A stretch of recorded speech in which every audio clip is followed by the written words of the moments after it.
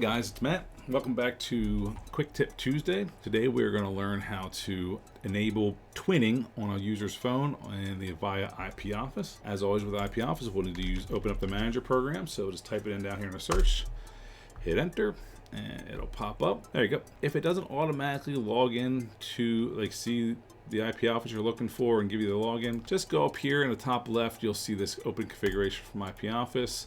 It should bring this screen up where you're going to check the box next to it. Or if you have multiple IP offices over like a campus environment or multiple locations, you can choose whichever one you want from there. We're going to hit OK. We're going to put our password in. And now we're going to wait for this to open up. What it's doing right now, it's downloading the config. So we'll just wait a moment. Okay, and now we're into the system. So what we're going to do first, we're going to go to User tab. We're going to pick the user we want to add twinning to. We're going to come over here to the Mobility tab. Click on that. First thing we're going to have to do is check the mobility features, and then we're going to enable mobile twinning. Here's where you'll now need to put their phone number. So make sure you put your dial access code, typically 9, and then whatever the phone number is. You can add a time profile here, which we will show you in.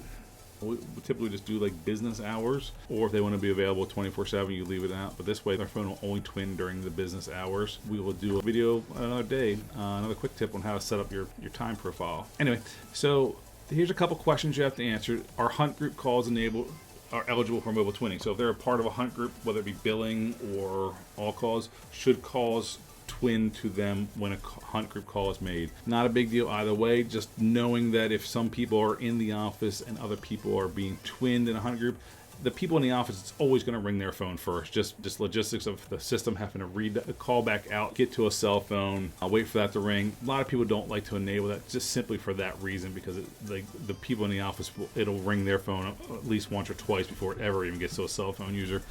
But if everyone's out on cell phones, it's not a big deal. Also keep in mind, anytime you are twinning, you're using 2 lines. So something else to consider, maybe not if you don't have a lot of extra trunks, maybe you don't want hunt groups, maybe you just want personal calls twinning. Also forwarded calls, most people I don't typically enable this for anyone. Like if someone had their phone forwarding to this user, will that phone call get twinned? I usually do not enable that. I almost always twin when logged out, just in case the phone gets logged out for some reason, or if someone else is using the phone, and that way calls can still go to that user. The other thing you have to make sure, we're going to want to go over here to button program, is that they have a twinning button. So we're going to go ahead and put that button right here. We're just going to go ahead and say edit. I'm going to go down here, and you want to go to emulation, and you'll see twinning all the way. You may have to scroll down if your screen's not big enough, but we're just going to go ahead and put the twinning button there, and we'll say OK.